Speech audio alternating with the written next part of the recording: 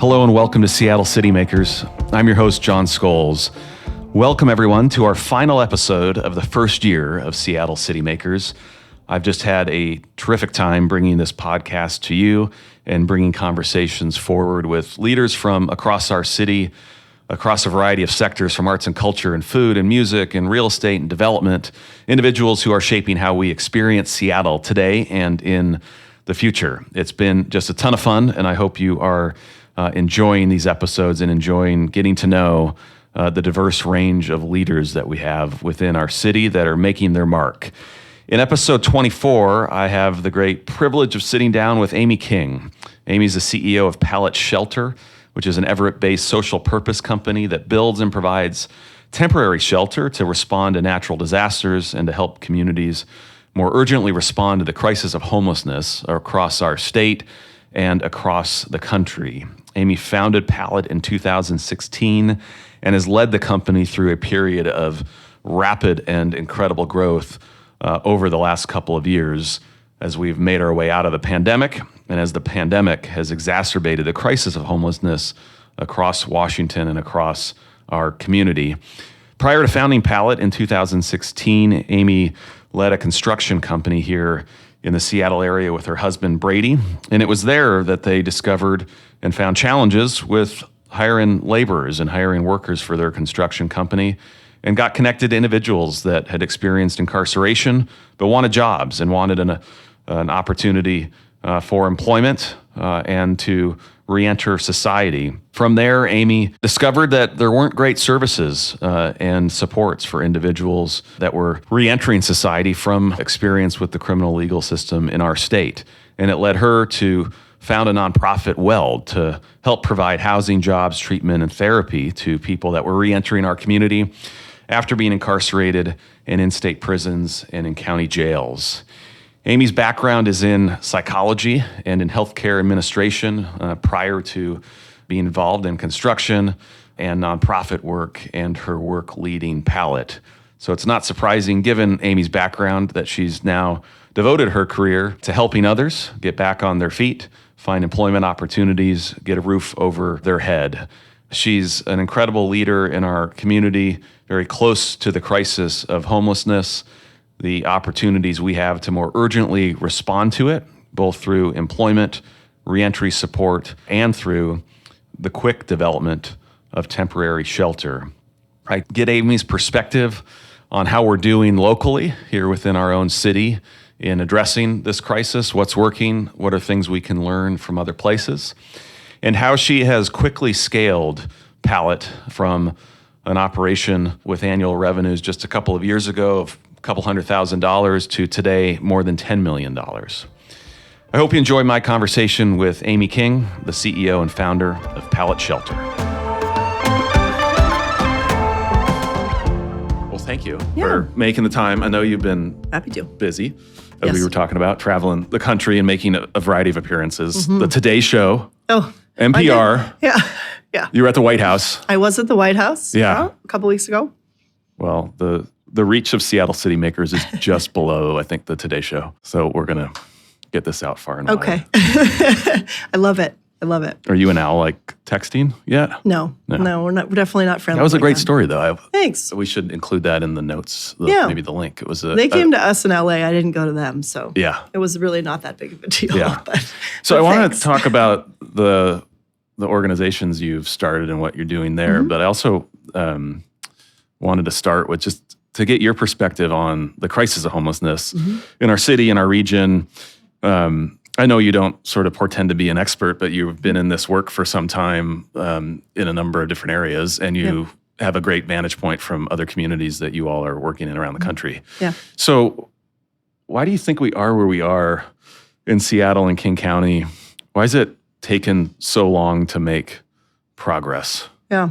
Everybody seems to believe, and will tell pollsters and others, that this is the number one issue, the public and voters, but we still seem stymied in making appropriate progress. Yeah, that's a great question.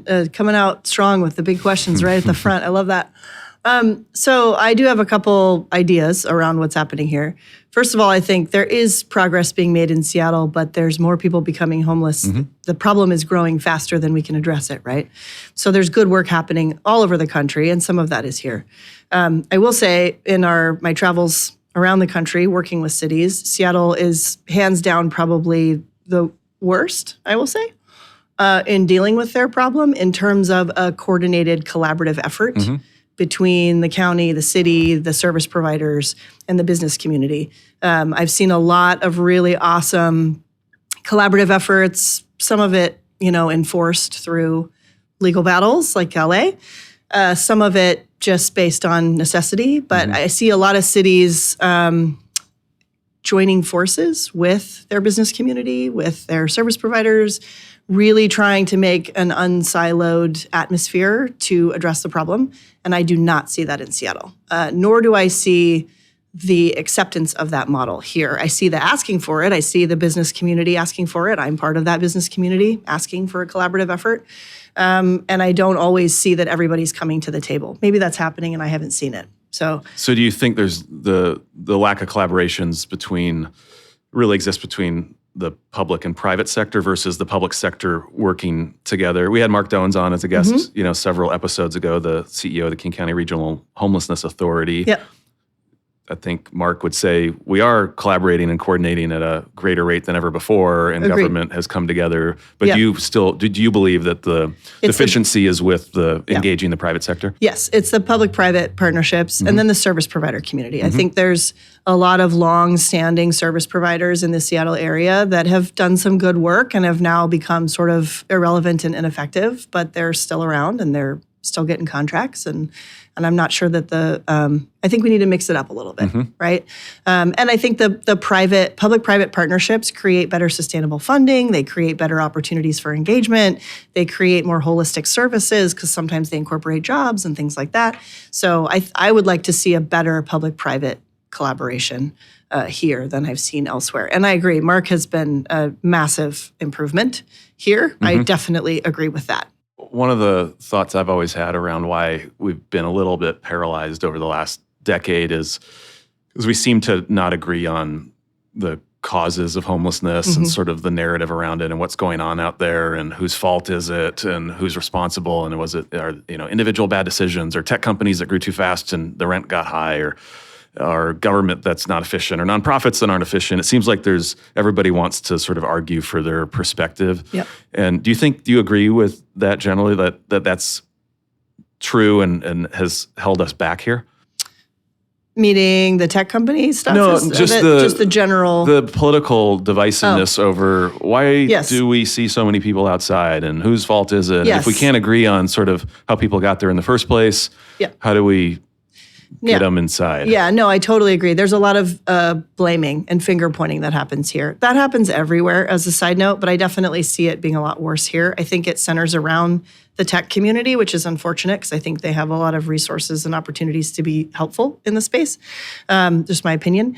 But yes, I think there's definitely a lot of divisiveness. And I think the reality is people are outside. We need to get them inside in a method and manner that respects their dignity and that they're willing to accept. Mm-hmm. So I've heard that narrative a lot in Seattle for a long time as well, as long as I've lived here, which has been 20 plus years that I've lived in the Seattle area. And I hear a lot of, people don't want help. And that's just not true. Mm-hmm. It's not true here. It's not true anywhere. Everybody who's homeless wants help. They just don't want the help you're offering. Mm-hmm.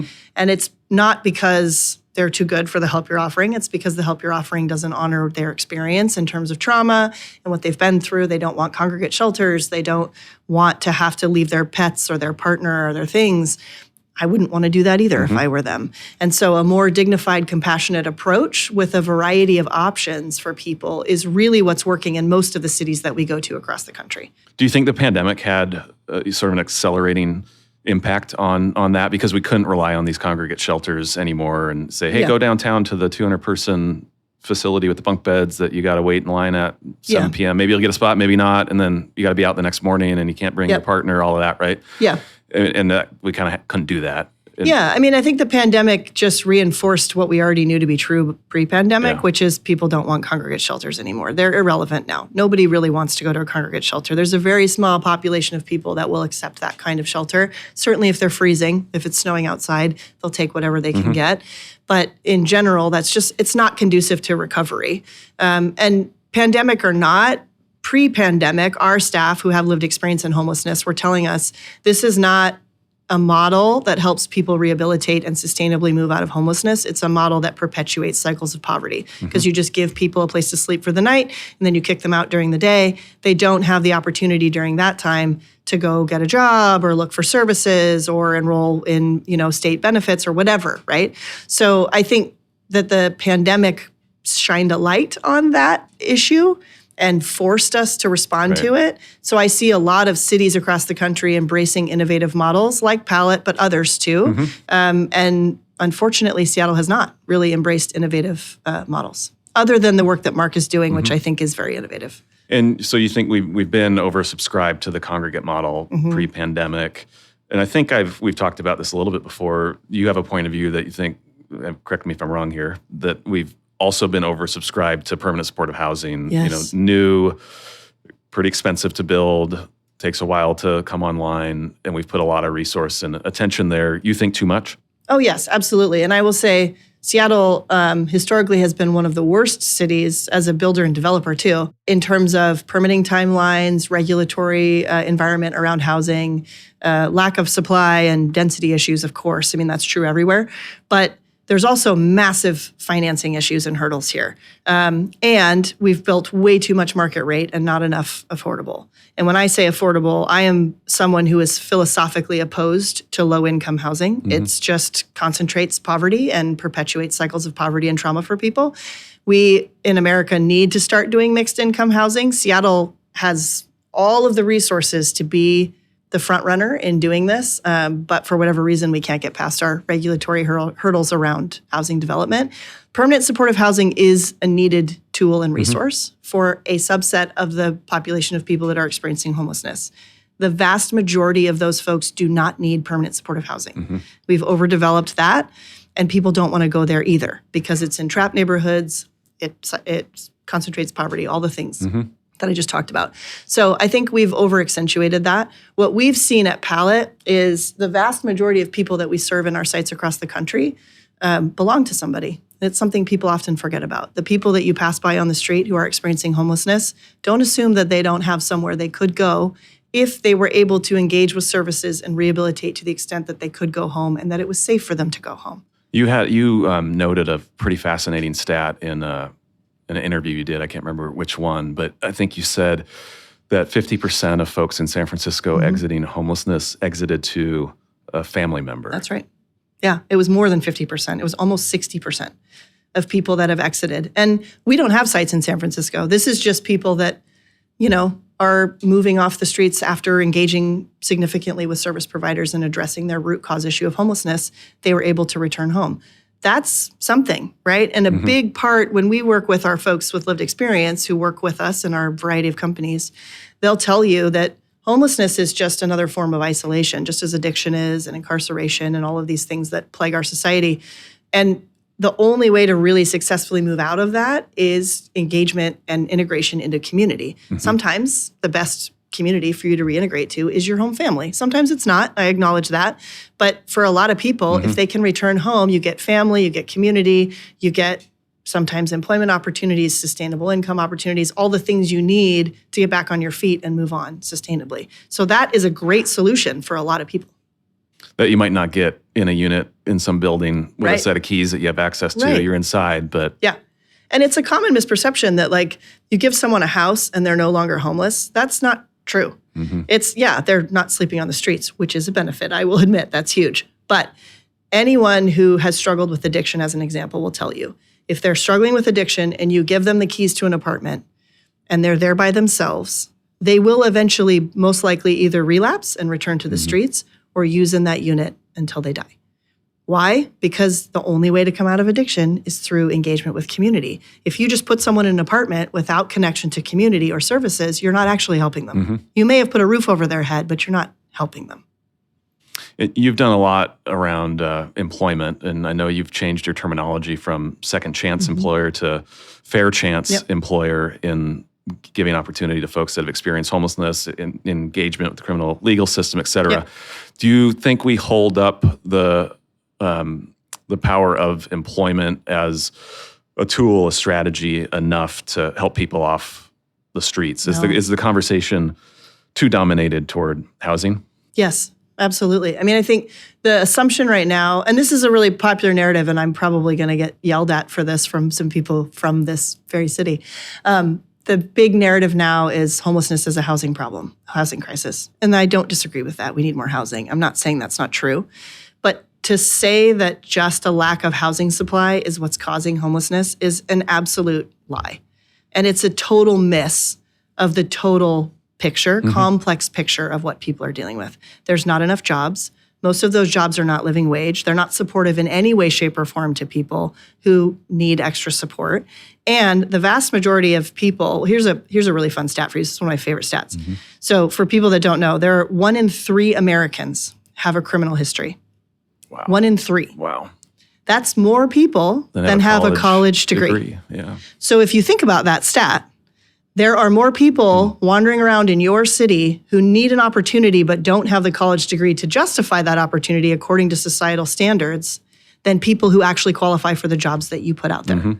What does that mean? That means those folks are going to need to be supported one way or the other. So as an employer, my take on it is I can either support those people through taxes in systems and they'll become system dependent, or I can give them a job, a living wage job with benefits and 401k plan and all the things they need to succeed and generate wealth. Then they become a taxpayer, a consumer, a system contributor, rather than a system user, right? And if I think of a person that way, that helps everybody's bottom line. And I may have to invest a little bit extra in that person because they didn't go to college. Big deal.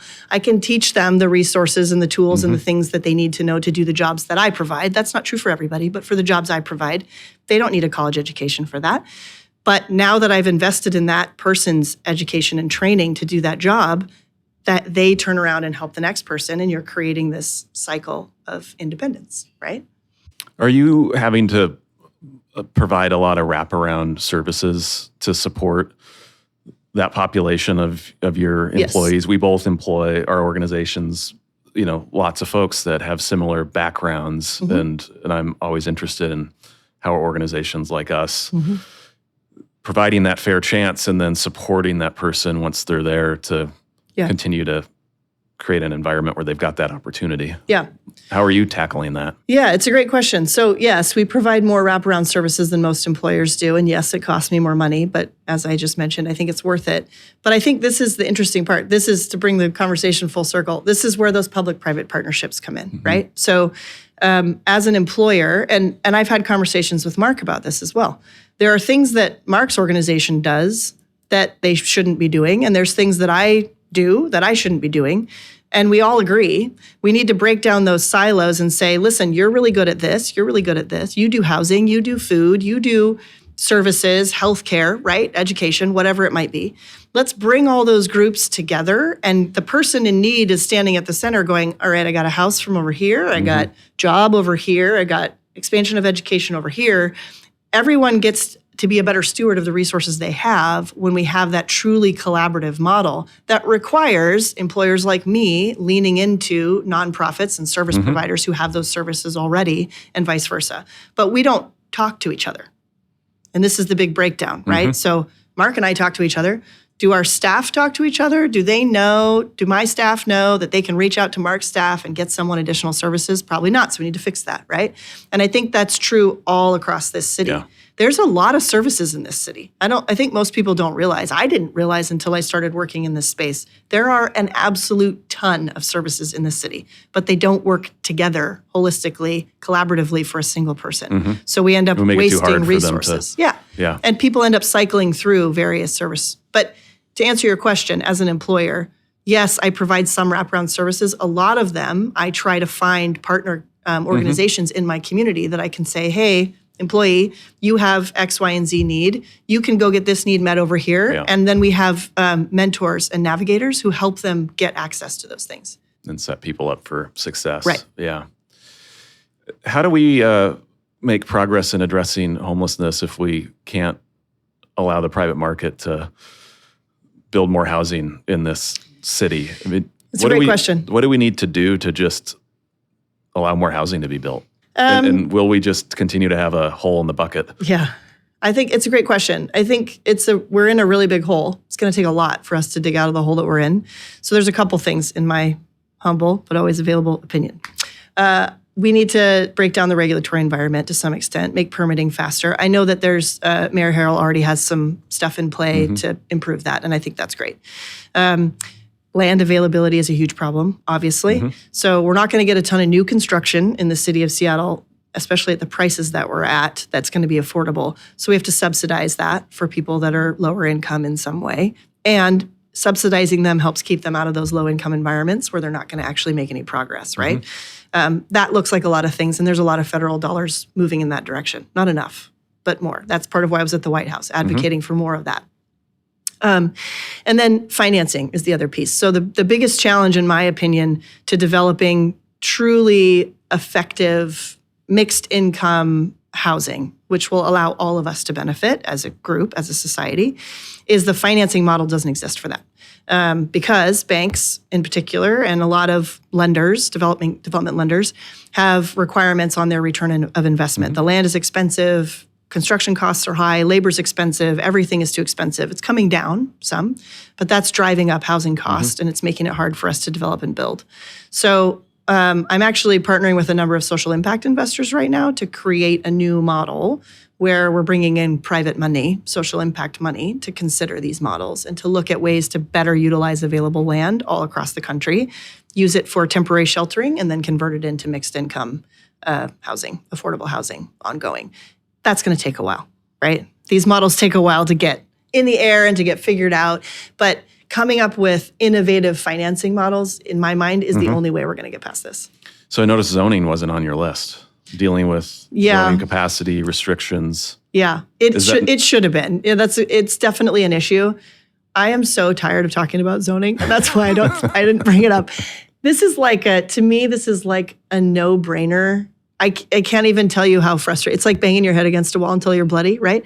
Everybody in a city says, I don't want to deal with the homelessness, but also not in my backyard, right? The NIMBYism, it's everywhere. And that's not just Seattle, Do you think that's everywhere. Shifted, though, with, Generation Z, the millennial generation? I do. That's like running up against an affordability crisis that previous generations really didn't face. I do think that's a huge, we do have a lot of YIMBYism now too, the yes in my backyard. That generation doesn't have a ton of authority yet. They're moving in that direction, which I'm thrilled about. But the zoning issue is really dependent upon the communities and the neighborhoods saying yes, right? Because they're the ones that are blocking that increase in density. I'll tell you that when I was at the White House, at the federal level, there is a push, and there should be a push for, why are we even talking about this anymore? There's not enough housing for people anywhere. We should just upzone everything. But no community is going to stand up for that. They should, but they don't. So no, it wasn't on my list because I don't even know why we're talking about it anymore. That's why. Yeah, and it's just, and as we build out a very, very expensive high-capacity rail system, and we've invested billions in transit over the years, and we're still sort of limiting the amount of housing that can be built along those lines, it's criminal. It's tough. Well, and listen, I was driving here today, and I was thinking about how much the city has changed. And I get it. I grew up in this city, and you drive past certain landmarks and you go, oh man, that's gone. That's really sad. I'm sad about that. I agree. And I have a different perspective than a lot of people.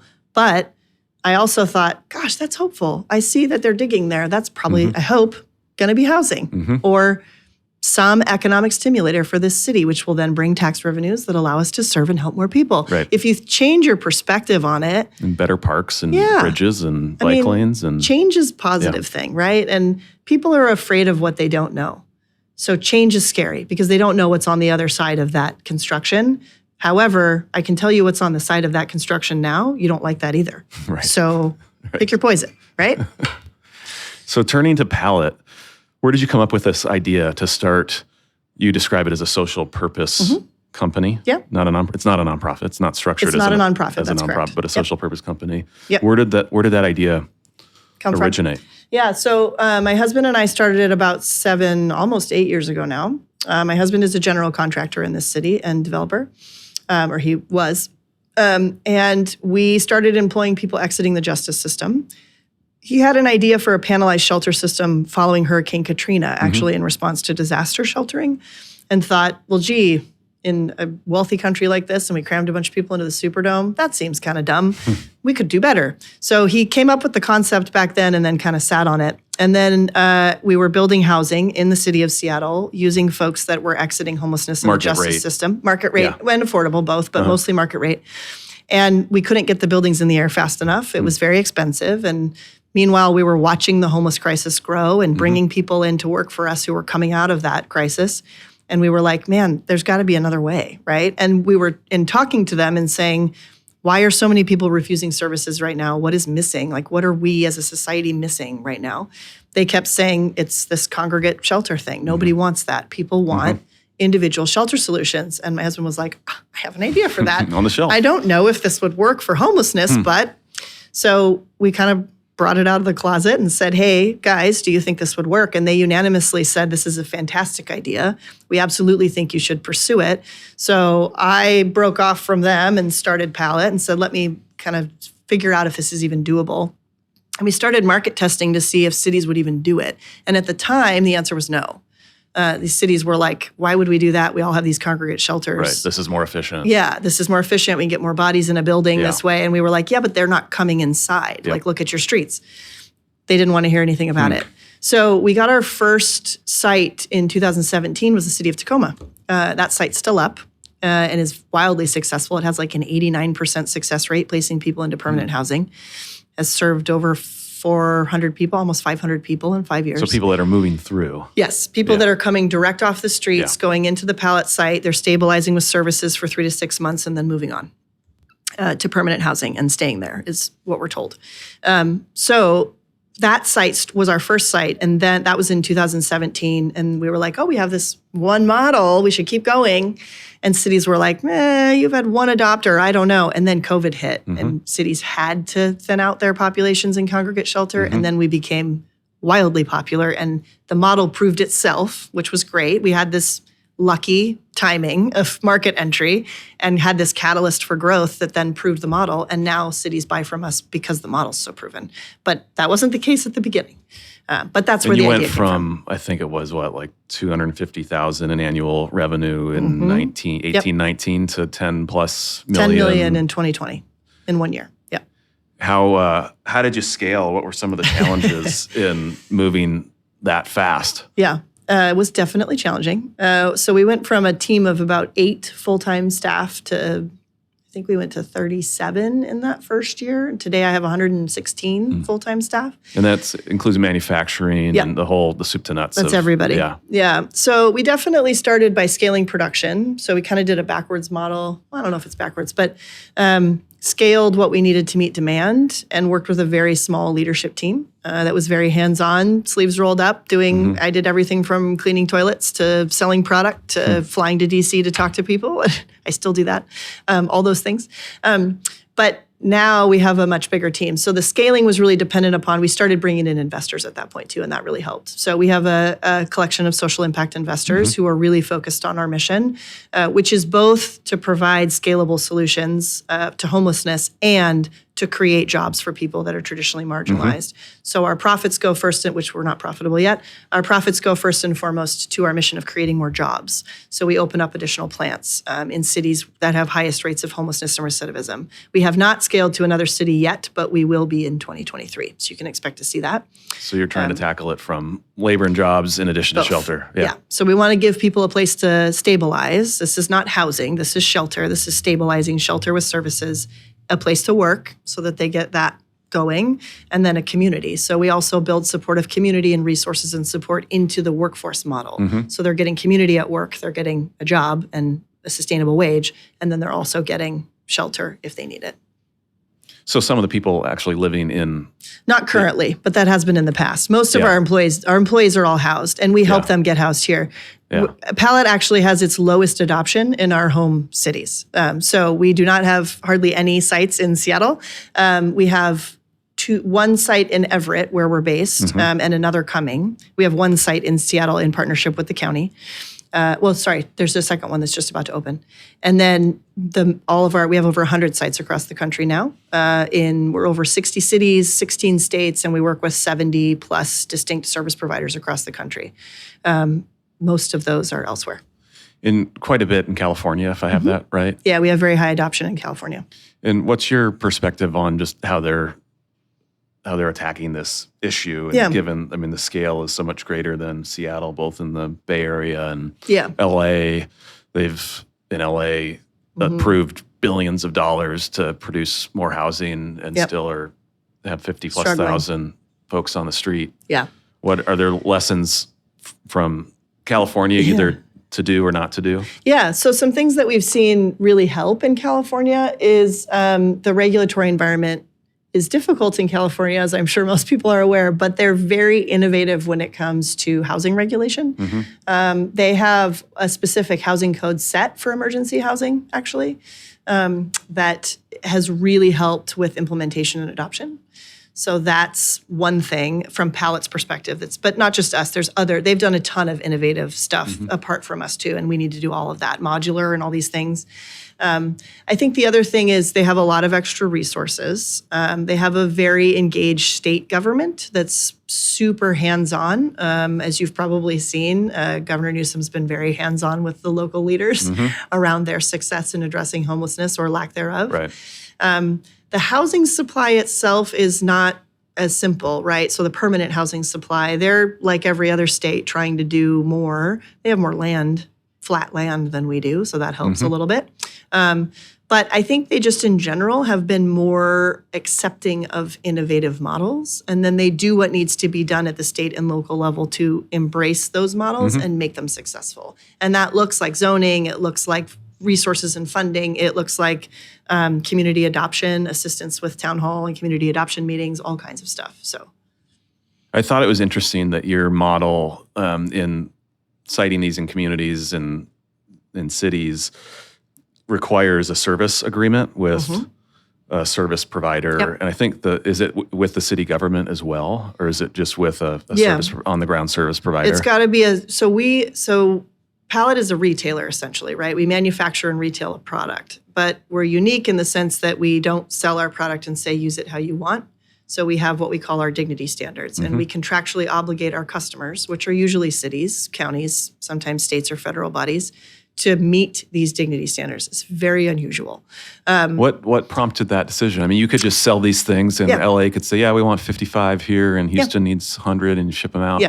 Yeah. So we started out that way. And what we found when we would go back to the sites to see what was going on is the vast majority of our customers want to do things right. I think they all want to do things right. Let me back up and say that. I think the road is always paved with the best of intentions. Sometimes those best intentions result in bad outcomes because we don't always know how to do things at the government level. So governments are not service agencies. They're not developers. They're not builders, right? They need to address these societal needs because no one else is doing it, but they're not necessarily suited to do that. So we sort of saw that gap in the system and said, okay, we went to a couple sites. Portland, Oregon is one. We talked very openly about it, where we had sites. And when we got there to check on them and see how things were going, it wasn't going very well. And we said, okay, listen, we want you to be successful for your sake and for ours, but mostly for the people who live there, right? We need to have positive outcomes for them. So let us take our knowledge. We've got over 100 sites across the country with 70 plus service providers. We've seen best practices. We've seen worst practices. Let us come in and help you. So we've been gathering all this information over the last few years. So now these dignity standards, we come in and say, we will sell you the product, but here are our expectations for how that product is used. And if you don't like that, then you can go buy from somebody else.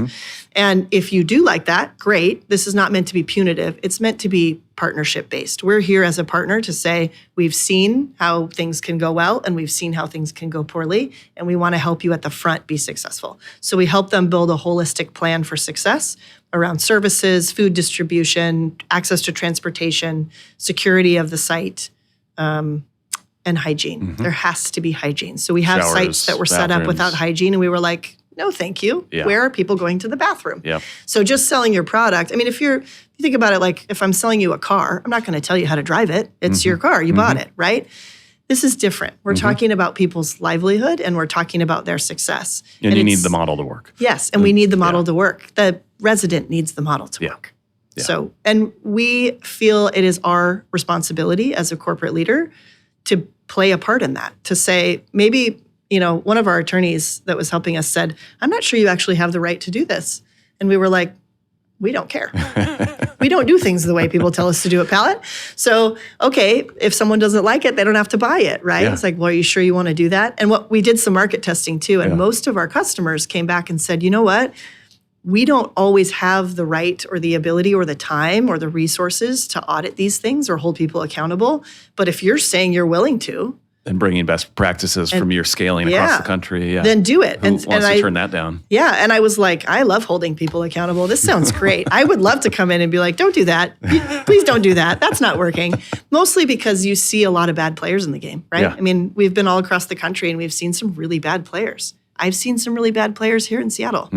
Who's holding them accountable? I don't know. Well, all it does is makes it hard to cite more of these, right? I mean, communities resist and, they see somebody who didn't do it the right way and there are issues and then we hold ourselves back. What also affects the public perception, right? So this is a big issue in Seattle as an example. Yeah. A lot of people look at the Pallet model and say, we don't want tiny home villages because we don't like the model.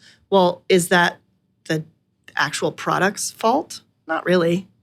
It has to do with other things, right?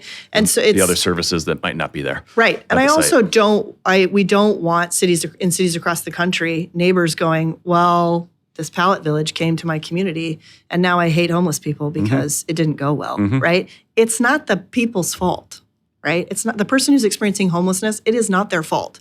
So we want to set them up for success more than anything. And it is our responsibility to do so. And it affects a lot of things.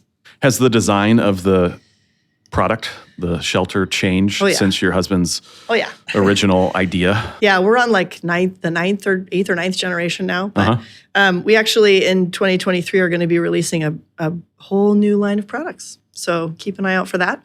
And we're exploring ways that we can use our core competencies to expand further into permanent housing supply. So keep an eye out for that too. We're excited. I know you've also been working to develop a reentry center. Yeah.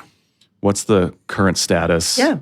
Why'd you do it? What do you hope to achieve? Yeah. So at the same time that we started Pallet, we started a nonprofit called Weld Seattle, which has been also scaling really fast. So it's been a busy ride for us for the last 7 years. So Weld is entirely run by people with lived experience here locally in King County.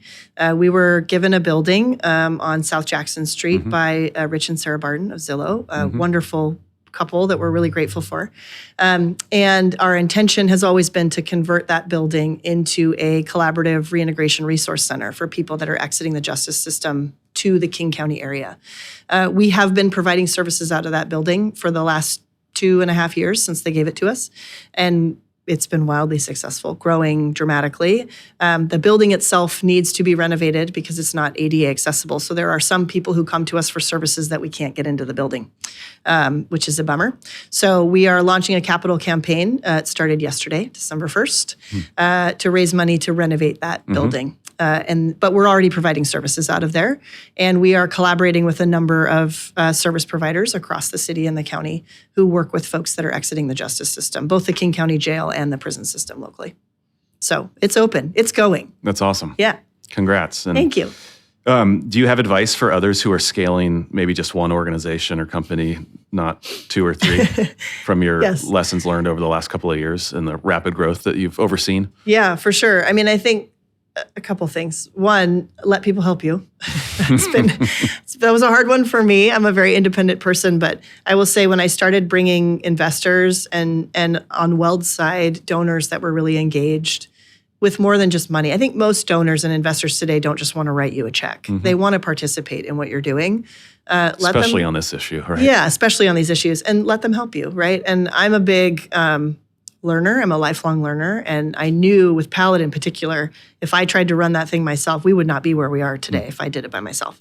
So I hired people that were smarter than me. I learned that from Steve Jobs. I surrounded myself with people that were smarter than me on my leadership team. And then I went to my investors and said, I need your help. I've never scaled a company before, and teach me how to do this. And I listened to them.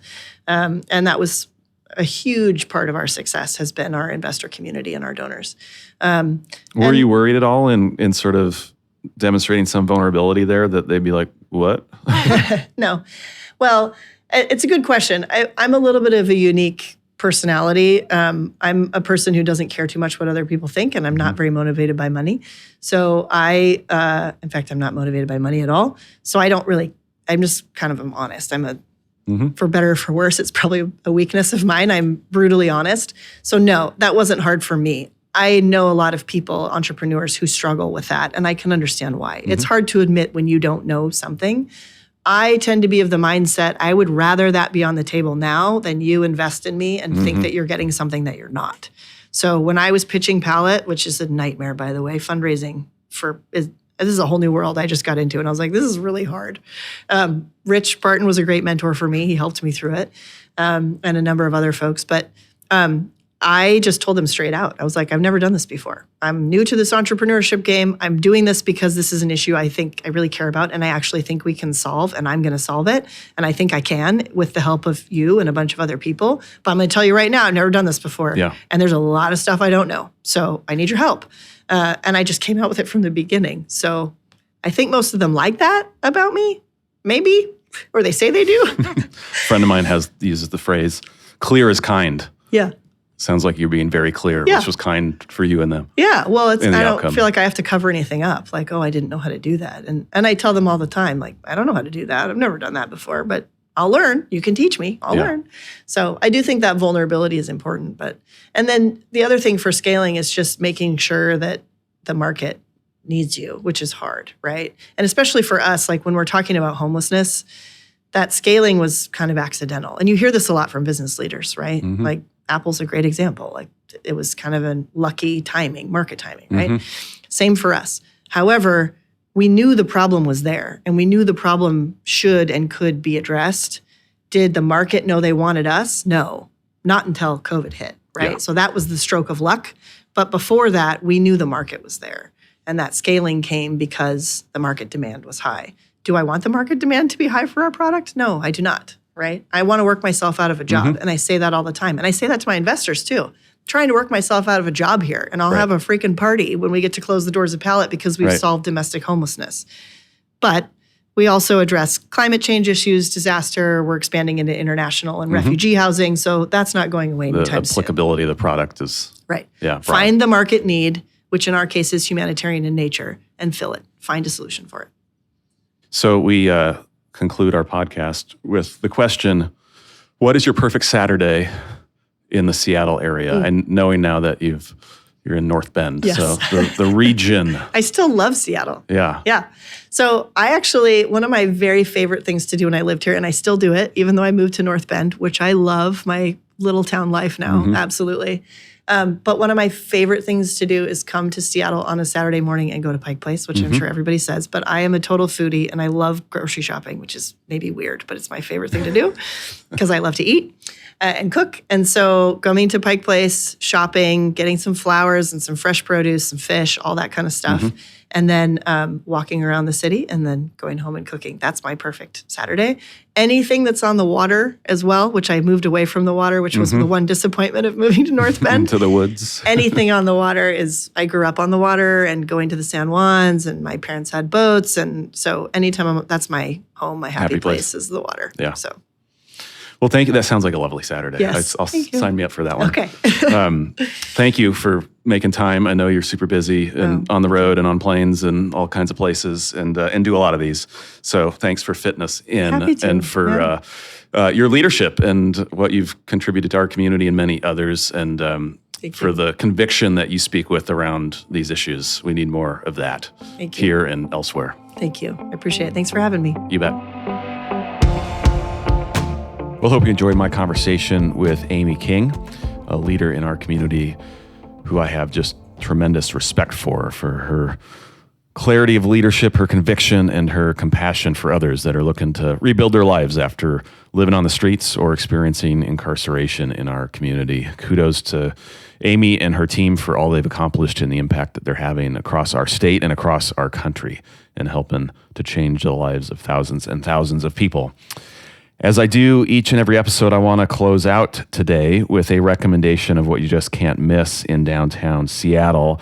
And I want to lift up and highlight the soon-to-be open new addition to our Seattle Convention Center over at 9th and Pine, the Summit Building, which will be open in January of 2023. So right around the corner, just a couple of weeks from now, they will cut the ribbon and open those doors, and we will host our first convention, which will be Redfin, a great local Seattle company, holding the first meeting in that building. I've gotten a chance over the last couple of months to get through it for a couple of tours. It is gorgeous. It is beautiful. It is not your average convention center. It is tucked into the heart of our downtown, right across from the Paramount.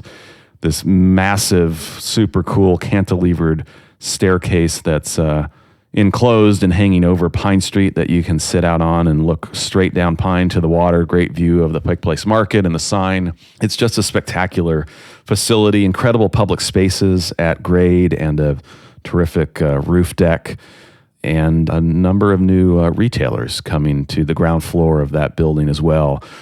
Built, designed, and engineered by local Seattle companies, Lee Crutcher Lewis, Clark Construction, LMN Architects, and Magnuson Klemenzik. Terrific team that has persevered along with thousands and thousands of construction workers throughout this pandemic to keep this thing going and moving along, and it's going to be open soon. It's a public building, so get on in there, whether you're there for a convention meeting or not. Go peek around when it opens in January. It's going to be a great asset for our city, for our downtown, bring in tons of people here to spend money in hotels and restaurants and bars and cafes and arts and cultural organizations, leaving all that money here and that tax revenue, and then those folks go home. That's not a bad deal for our city. So go check out the new addition to our convention facilities in downtown Seattle. Well, thanks everybody for tuning into this episode, for your support of our first season of Seattle City Makers. Again, we just had a blast bringing this podcast to you. Presented by the Downtown Seattle Association with support from James Cito and production by Spark Creative.